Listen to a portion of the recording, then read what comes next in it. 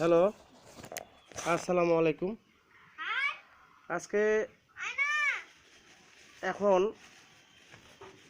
Black soldier fly পোকা আমার মুরগিকে আমি খাবার হিসেবে দিতে যাচ্ছি।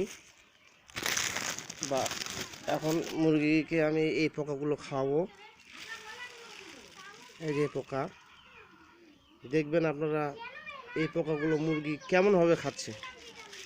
মুরগিকে সামনে দেওয়ার সাথে সাথে ওরা পাগলের মতো খাবে।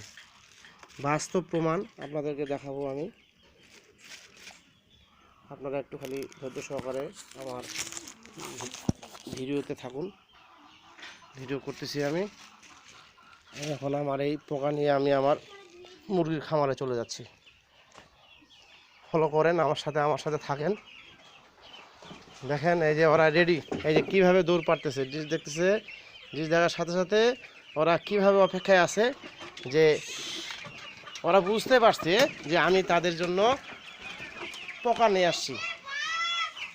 এই যে দেখেন কি অস্থির, দেওয়ার সাথে সাথে ওরা পাগলের মতো খাবে। আমি শুধু খালি এই ডিশটা এখানে রাখলাম, খালি দেখিয়ে ওরা কীভাবে খাচ্ছে। অস্থির হয়ে গেছে, অস্থির। দেখেন তো এইভাবে ওদেরকে কষ্ট করে না দিয়ে, কষ্ট হচ্ছে, সবাই খেতে পারবে না।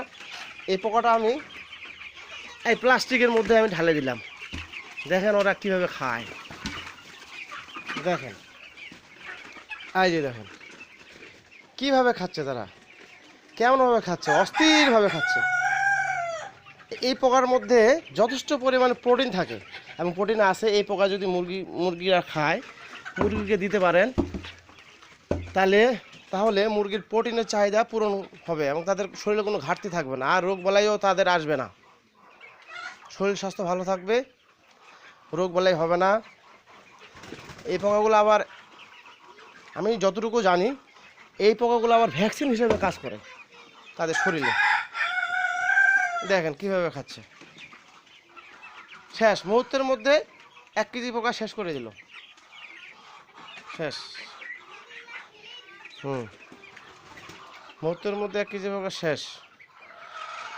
এভাবে যদি আপনি সারাদিনে একবার পোকা খাওয়ান, তাহলে মুরগির স্বাস্থ্য কিংবা মুরগির শরীর যথেষ্ট পরিমাণে ভালো থাকবে।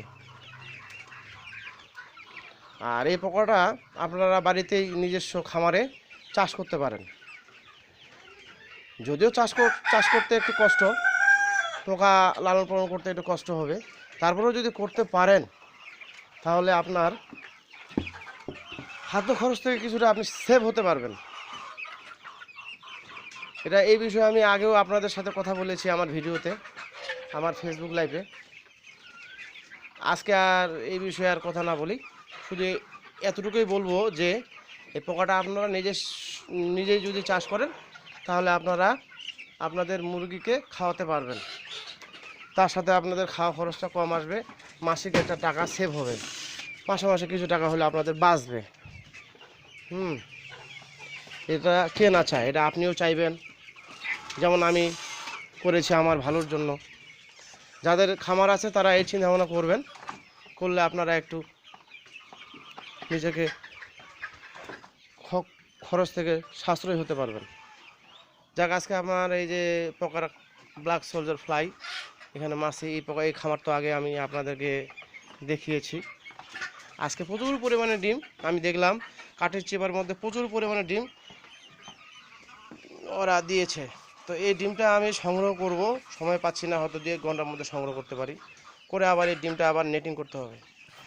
এই যে কাঠের ভিতরে তারা ডিম পেড়েছে অলরেডি, এই পাশেও কাঠ আছে। তো যাক, ভালো থাকবেন। অনেক কথা বললাম, ঠিক আছে। আসসালামু আলাইকুম।